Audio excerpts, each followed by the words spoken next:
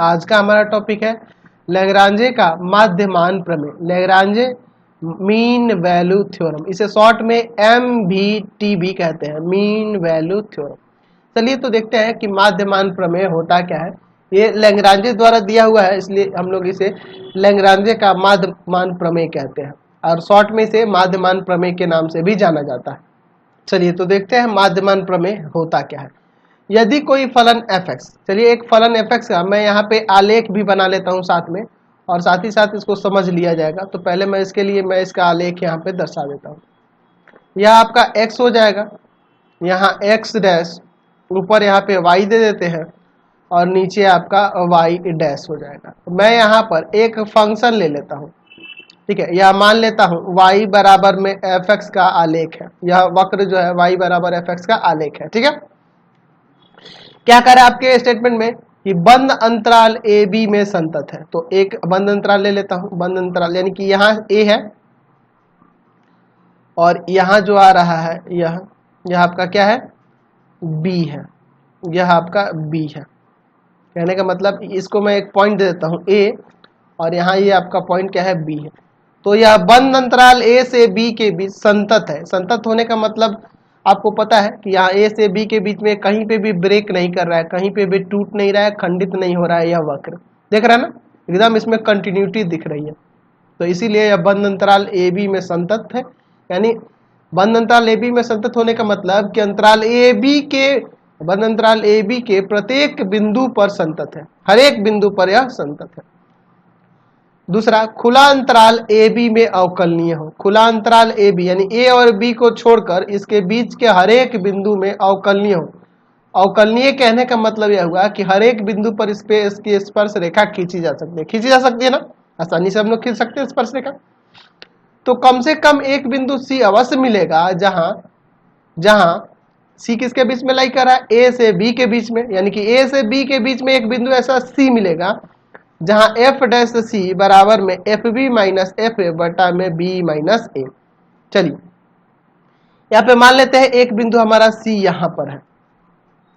तो जाहिर सी बात है एफ डैश सी की बात करें तो एफ डैश सी वो यहाँ पर हो जाएगा कहीं, एफ डैश सी इधर कहीं हो जाएगा, इसके सामने। थोड़ा सा इसको ऊपर कर देते हैं, ठीक है, इसको थोड़ा सा ऐसे दबाकर।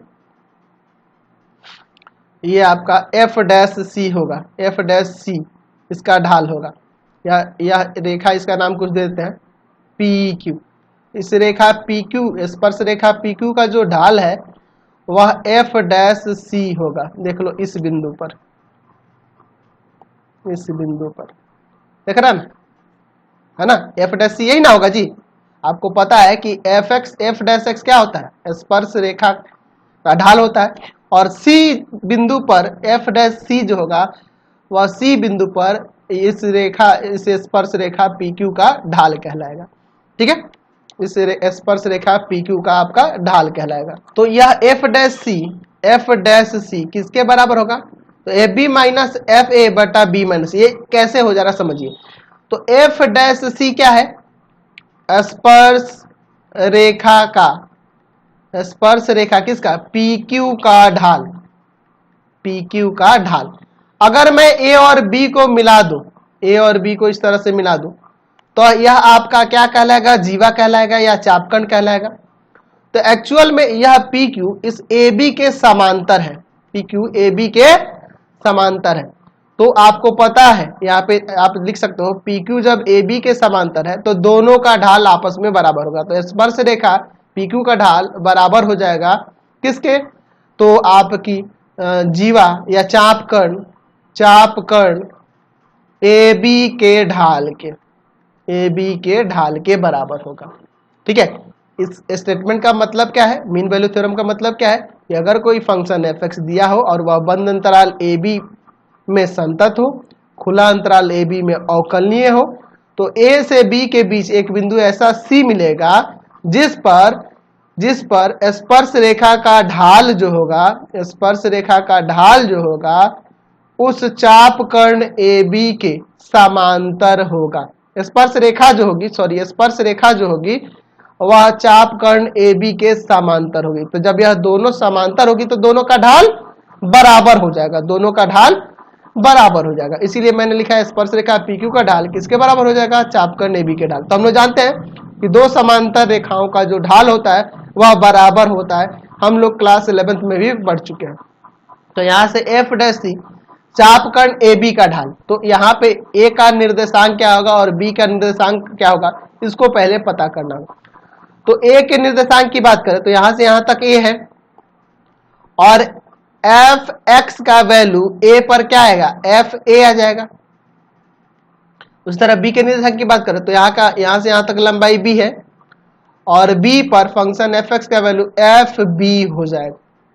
तो इस A बिंदु का निर्देशांक A, FA और B बिंदु का निर्देशांक B, FB।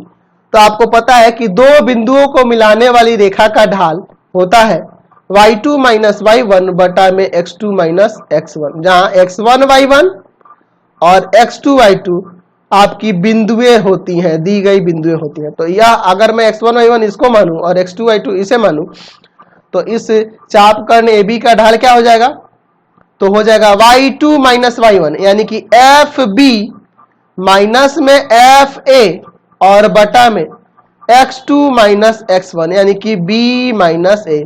तो यहां से आपको समझ में आया।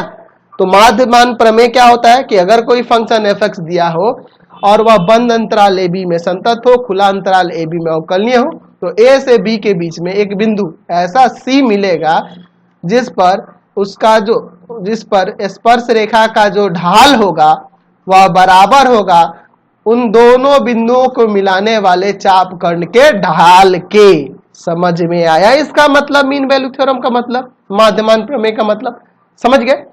तो यहाँ कम से कम एक बिंदु लिखा है, यानी कि एक से अधिक बिंदु भी हो सकते हैं। चलिए इस चीज को भी हम लोग यहाँ पर समझ लेते हैं। मैं इसको समझाने के लिए फिर से मैं एक यहाँ पे आलेख खींचता हूं, ठीक है। यह आपका x हो जाएगा, यहाँ आपका x डैश हो जाएगा, यह आपका y है और नीचे मैं y डैश ले लेता हूं। मैं यहाँ पर एक वक्र इस तरह से ले लेता हूं, ठीक है। यहाँ A बिंदु लेते हैं और यहाँ पर B बिंदु लेते हैं, ठीक है। A और B लेते हैं। तो ये देख रहा है यह कहीं पे भी ब्रेक नहीं कर रहा है, यानी बंद अंतराल AB में संतत होगा और खुला अंतराल AB में अवकलनीय होगा, क्योंकि इसके हर एक बिंदु पर हम लोग इस पर स्पर्श रेखा खींच सकते हैं।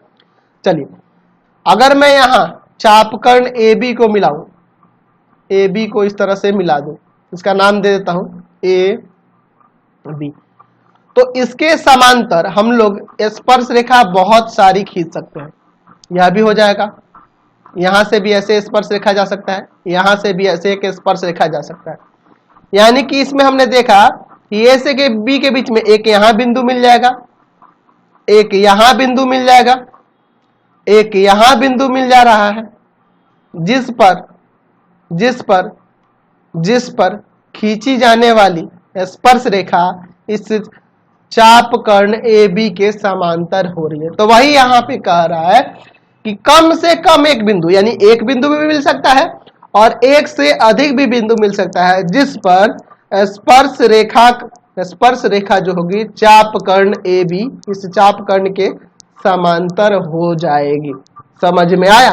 तो यही आपका है मीन वैल्यू थ्योरम। इतना बढ़िया तरीके से आपको कोई नहीं बताने वाला है, ठीक है। तो अब मीन वैल्यू थ्योरम भी समझ गए। अब इस पे एक क्वेश्चन देख लेते हैं, फिर हम लोग आगे बढ़ेंगे। चलिए तो एक हमने क्वेश्चन ले लिया है, fx बराबर में दिया है x³ माइनस 2x² माइनस का x प्लस 3 और अंतराल दिया है 0,1, बंद अंतराल 0,1। तो इसमें हमें चेक करना है, हमें मीन वैल्यू थ्योरम को सत्यापित करना है। तो मीन वैल्यू थ्योरम को सत्यापित करने के लिए, यह फंक्शन की बात करूं तो यह बहुपद फलन है। लिख सकते हैं कि चूंकि आपका fx एक बहुपद फलन है, तो जाहिर सी बात है बहुपद फलन किसी भी अंतराल के लिए संतत और अवकलनीय होगा। तो यहाँ हम लोग इसलिए लिख सकते हैं, इसलिए fx बंद अंतराल 0,1 में संतत तथा खुला अंतराल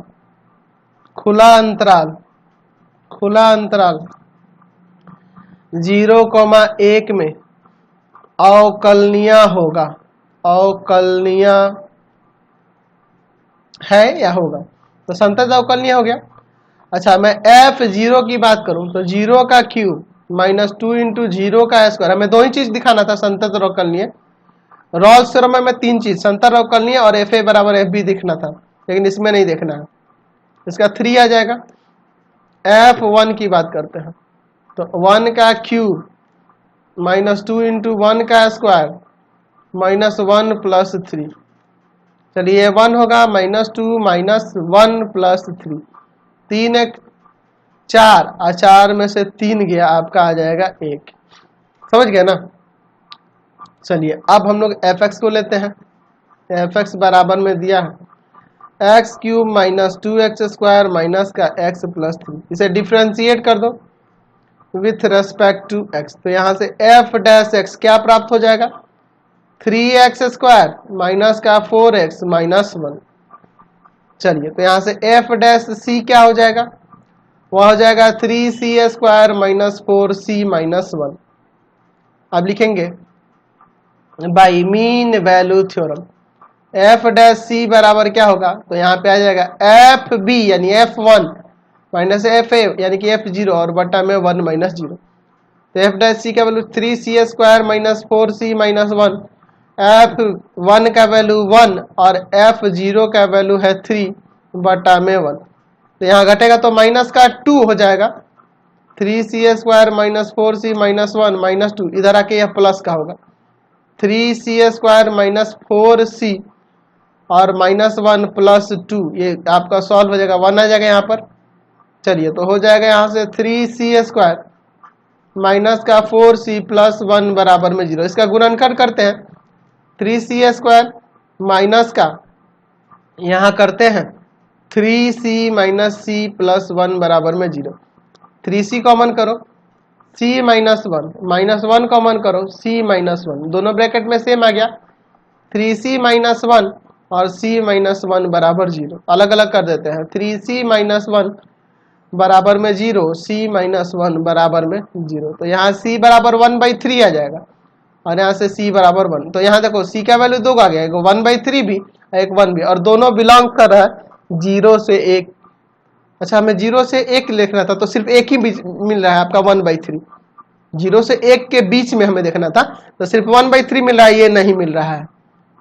अंतराल हमारा 0 से 1 था ना, एक बार देख लेते हैं, 0 से 1 था, ठीक है, तो यही एक मिल रहा है जो 0 से 1 के बीच में लाई कर रहा है। 1 तो 1 के बराबर है ना, हमें बीच में देखना था, यहाँ खुला अंतराल रखना है, आपको याद है ना, तो ये हमारा सत्यापित हो गया। तो यहाँ पे हमें एक ऐसा बिंदु मिल रहा है C जिस पर स्पर्श रेखा का ढाल चाप कर्ण AB के समांतर हो रहा है, स्पर्श रेखा जो है चाप कर्ण AB के समांतर हो रही है, यही ना था हमारा मीन वैल्यू थ्योरम का उद्देश्य। तो समझ में आया आपको मीन वैल्यू थ्योरम, बहुत अच्छे तरीके से आपको क्लियर हो गया होगा। अब आपको डरने की कोई बात नहीं है, आपको बहुत ही अच्छे तरीके से मीन वैल्यू थ्योरम भी और रॉल्स थ्योरम भी समझ में आ गया होगा। तो आपको क्लियर हो गया यार, आप लोग मेहनत करो, आपको देखता हूँ वीडियो पे आप लोग व्यू तो करते हो, बहुत कम लोग रेगुलर डेली क्लास जो चलती है उसको व्यू कर पाते हैं, पीछे के वीडियो में आप अटके हुए हो, मुझे लगता है कि आप दूसरे तीसरे चैप्टर पे अटके हो, हम लोग अभी 5वें चैप्टर पे आ गए, तो थोड़ा सा अपना स्पीड बढ़ाओ, अभी अब 2-4 दिनों में फिर आपको अगला चैप्टर शुरू हो जाएगा, तो आपको थोड़ा सा स्पीड बढ़ाना होगा, थोड़ा मन से मेहनत करना होगा, लगन से मेहनत करना होगा, और अच्छे तरीके से समझने के लिए आप केसी सिन्हा के सॉल्यूशन को देखेंगे, ठीक है। केसी सिन्हा में मैंने ज्यादा डीपली बता रखा है हर टॉपिक को, हर चैप्टर को, और उसका भी लिंक मैंने डिस्क्रिप्शन में दे रखा है। आपको करना क्या होगा, आपको हमारे 3 चैनल सब्सक्राइब करने होंगे। पहला है path finder classes Chhapra, path finder classes Chhapra. दूसरा है भारती भवन रविकांत सर, भारती भवन रविकांत सर, रविकांत सर। और तीसरा चैनल है रविकांत सर के नाम से, रविकांत सर के नाम से। तो तीनों चैनल को सब्सक्राइब करेंगे और इससे संबंधित वीडियो के लिए आप सीधे नोट्स के लिए www.ravikantsir.in पर जाएंगे। यहाँ पर जाके आप सभी क्लासेस के नोट्स डाउनलोड कर सकते हैं, और भी वीडियो के लिंक के लिए आप सीधे डिस्क्रिप्शन में जाएंगे, आपको पूरे बुक का लिंक डिस्क्रिप्शन में मिल जाएगा।